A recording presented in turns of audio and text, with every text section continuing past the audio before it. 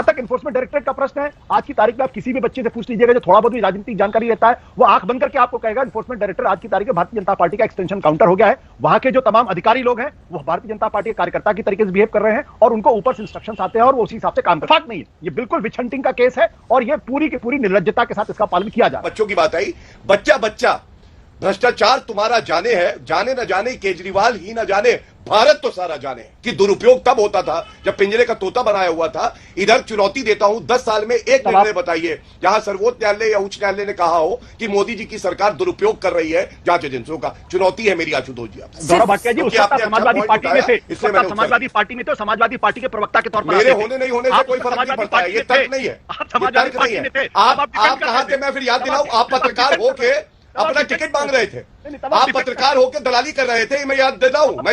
Hello नमस्कार दोस्तों, channel पे आप सभी का एक बार फिर से स्वागत है। दोस्तों आज की डिबेट होने वाली है जो अरविंद केजरीवाल पर ईडी सम्मन पे सम्मन करे जा रही है और वो जा नहीं रहे हैं, इसी पर डिबेट चल रही थी। डिबेट होने वाली है बीजेपी प्रवक्ता गौरव भाटिया और आम आदमी पार्टी समर्थक आशुतोष जो पत्रकार हैं उनके बीच में। दरअसल डिबेट के अंदर आशुतोष एक तरफ तो केजरीवाल को भी गलत बता रहे हैं कि जो केजरीवाल जी कर रहे हैं ये गलत है, जाना चाहिए। दूसरी तरफ ये भी कह रहे हैं कि ईडी और ये ईडी सब किसके कंट्रोल में है, ये सब बच्चे बच्चे को पता है। तो डिबेट वीडियो बहुत ही देखने लायक होने वाली है। आपसे रिक्वेस्ट है डिबेट वीडियो को पूरी देखें और अंत तक देखें। और यार एक छोटा सा काम कर दें, वीडियो को एक लाइक ज़रूर कर दें। तो पहले वीडियो में चलते हैं, फिर बात करते हैं। चलो भाई, प्रश्न ये है कि मैसेजिंग कैसी है। ये मैं ईडी के सवालों का जवाब देने नहीं जाऊंगा, मैं पेशी में जवाब देने नहीं जाऊंगा। मुझे ईडी लिस्ट भेजे सवालों का, मुझे ईडी बताए ईडी के समन में ही तकनीकी खराबी है। क्या ये मैसेजिंग सही है एक ऐसे व्यक्ति के लिए जिसने भ्रष्टाचार के अनेकों आरोप अनेकों नेताओं पर लगाए? आज जब ऐसे ही आरोप उन पर लग रहे हैं तो कानूनी प्रक्रिया से ही तो पाक साफ होकर निकला जा सकता है, या फिर वाकई इसमें साजिश है? देखिए अंजना, आपके सवाल के दो पहलू हैं। पहला पहलू तो यह है कि क्या अरविंद केजरीवाल को सम्मन का सम्मान करना चाहिए या नहीं करना चाहिए, और दूसरा जो इन्फोर्समेंट डायरेक्टरेट नाम की एजेंसी है वो किस तरीके से काम कर रही है। जहां तक मेरा अपना मानना है कि अरविंद केजरीवाल को पहले समन में ही ईडी के सामने पेश हो जाना चाहिए था और वहां जाके जो भी पक्ष हो अपना पक्ष रखना चाहिए था, और अगर ईडी को गिरफ्तार करती है तो सहज तौर पर अपनी गिरफ्तारी भी देनी चाहिए थी। दूसरा पहलू इस बात को लेकर यह कि बड़ी बिजार स्थिति है। आज की तारीख में देश के 2 मुख्यमंत्रियों के ऊपर गिरफ्तारी की तलवार लटक रही है। झारखंड के मुख्यमंत्री हेमंत सोरेन 7 बार समन उनको दिया जा चुका है और 3 बार समन अरविंद केजरीवाल को दिया जा चुका है। चुनाव 3 महीने दूर है। तो यह एक गंभीर सवाल खड़ा कर देता है कि आखिर एनफोर्समेंट डायरेक्टरेट इतनी इस स्थिति में कैसी है।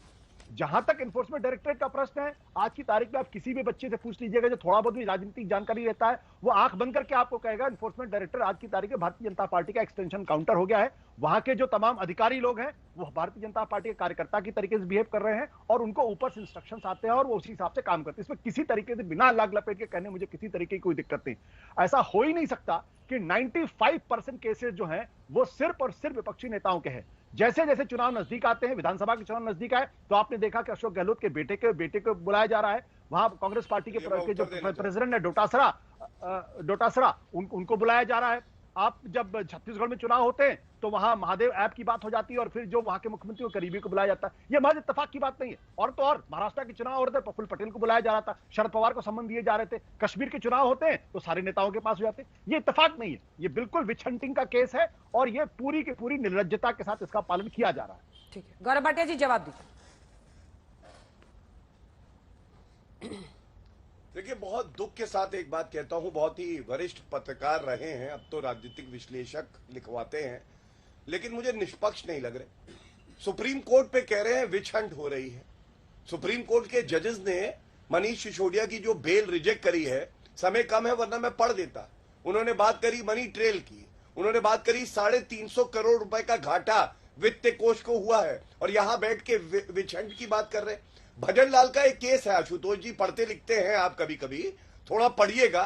राजनीतिक द्वेष से अगर कोई मामला होता है ना तो आप न्यायालय जाके उसको निरस्त करा सकते हैं। आप जैसा पत्रकार जो कहता है अपने आप को, कम से कम ये बात यहां रखता कि भाई कोर्ट क्यों नहीं जाते अरविंद केजरीवाल, मनीष सिसोदिया, संजय सिंह, विजय नायर को बेल क्यों नहीं मिल रही, ये सवाल बड़ा है। दूसरी बात, जब ये कहते हैं अंजना जी चुनाव पास है, तो क्या आप कहना ये चाह रहे हैं कि चुनाव पास हो तो ईडी जो है वो अपना काम ना करे, सीबीआई अपना काम ना करे?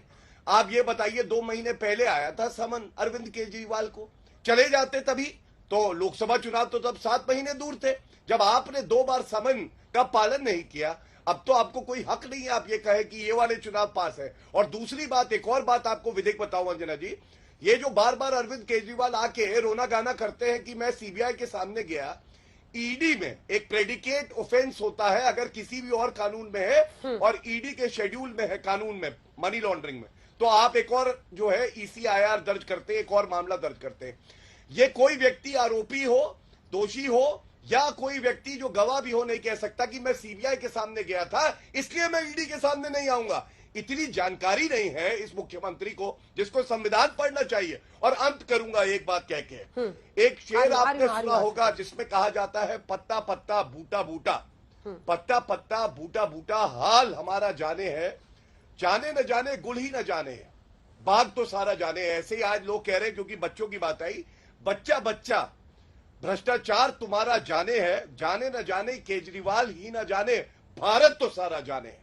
भारत जानता है कि केजरीवाल से बड़ा कट्टर बेईमान, भ्रष्टाचारी, पापी कोई पैदा नहीं हुआ है और इसीलिए उसको न्यायालय से उनके पार्टी के जो नेता है बेल। ठीक है आशुतोष, कोई पॉइंट, आशुतोष जी अपना पॉइंट जल्दी से बोले। आशुतोष नहीं, मैं गौरव भाटिया को मानता हूं कि ये सीनियर वकील हैं और शायद इनको इस बात की जानकारी नहीं कि Vijay Madan Lal Choudhary versus union of India का जो जजमेंट जुलाई 2022 में डिलीवर किया गया था, supreme court rarest of rare cases में अपने केस को रिव्यू करती है।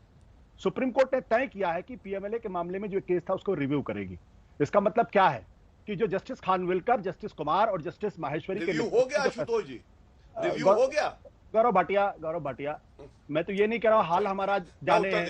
नहीं, मैंने आपको आपको कुछ नहीं आता। अरे पिछले गौरव भाटिया अगर पर्सनल कमेंट करेंगे तो आपको भागना पड़ेगा। बोलिए आप बोलिए। अगर आप पर्सनल कमेंट करें इस डिबेट से भागना पड़ेगा। ठीक है, बात आप आपस में बात मत कीजिए, प्लीज मुझे एड्रेस कीजिए, प्लीज मुझे एड्रेस कीजिए। गौरव जी आप भी प्लीज बीच में मत बोलिए, आवाज नीचे please.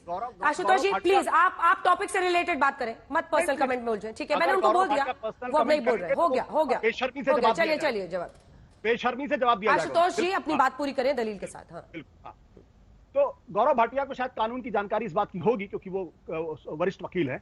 Supreme court rarest of the rare case में अपने केस को का रिव्यू करती है, ये रिव्यू कर रही।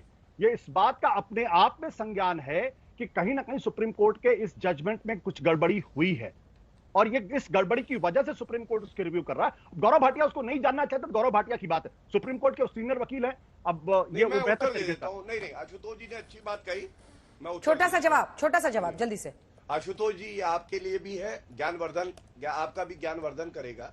आपने मदन लाल चौधरी का जो केस कहा है, रिव्यू कम होता है, ये बात बिल्कुल सत्य है, लेकिन रिव्यू होने के बाद अगर सेट एसाइड होता है ना जब जजमेंट, तब वो देश का कानून नहीं रहता है और जो नया जजमेंट आता है रिव्यू में वो कानून हो जाता है। और अभी जो आप कह रहे हैं वहां सेट एसाइड नहीं किया गया है जजमेंट को, इसलिए कानून तो वही रहेगा जो पहले जजमेंट आया था। दूसरी बात आपको बता दूं, एक रिव्यू और है। जब सीबीआई का दुरुपयोग हुआ था चुनाव के दौरान, मुलायम सिंह यादव और मायावती दोनों पे सीबीआई की जांच हुई थी और आपको मालूम है रिव्यू पिटीशन में ही सुप्रीम कोर्ट ने सीबीआई की जो जांच थी उसको रद्द किया था डिंपल यादव पे और प्रतीक यादव पे। ये जानकारी इसलिए दे रहा हूं कि दुरुपयोग तब होता था जब पिंजरे का तोता बनाया हुआ था। इधर चुनौती देता हूं, 10 साल में एक निर्णय बताइए जहां सर्वोच्च न्यायालय या उच्च न्यायालय ने कहा हो कि मोदी जी की सरकार दुरुपयोग कर रही है जांच एजेंसियों का। चुनौती है मेरी आशुतोष जी आपसे। गौरव भाटिया जी उस वक्त समाजवादी पार्टी में थे, समाजवादी पार्टी में थे, समाजवादी पार्टी के प्रवक्ता के तौर पर मेरे होने नहीं होने से कोई फर्क नहीं पड़ता है, ये तर्क नहीं है, आप समाजवादी पार्टी में थे। आप कहां थे मैं फिर याद दिलाऊं? आप पत्रकार होके अपना टिकट मांग रहे थे, आप पत्रकार होके दलाली कर रहे थे, मैं याद दिलाऊं, मैं याद दिलाता हूं। दोस्तों उम्मीद है आपने डिबेट वीडियो पूरी देखी होगी, पर इस डिबेट वीडियो में देखने वाली एक बात ये लगी कि अगर ईडी आज गलत कर रही है केजरीवाल जी के साथ, तो केजरीवाल ने गली गली में ठेके खोलकर 4 ठेके खोलकर दिल्ली में क्या अच्छा किया था। बाकी आपको वीडियो कैसी लगी? वीडियो अच्छी लगी तो वीडियो को लाइक कर देना, चैनल पर नए हैं तो चैनल को सब्सक्राइब और बेल आइकन ऑन कर देना। कल फिर मिलते हैं एक और वीडियो के साथ, तब तक के लिए जय हिंद, वंदे मातरम।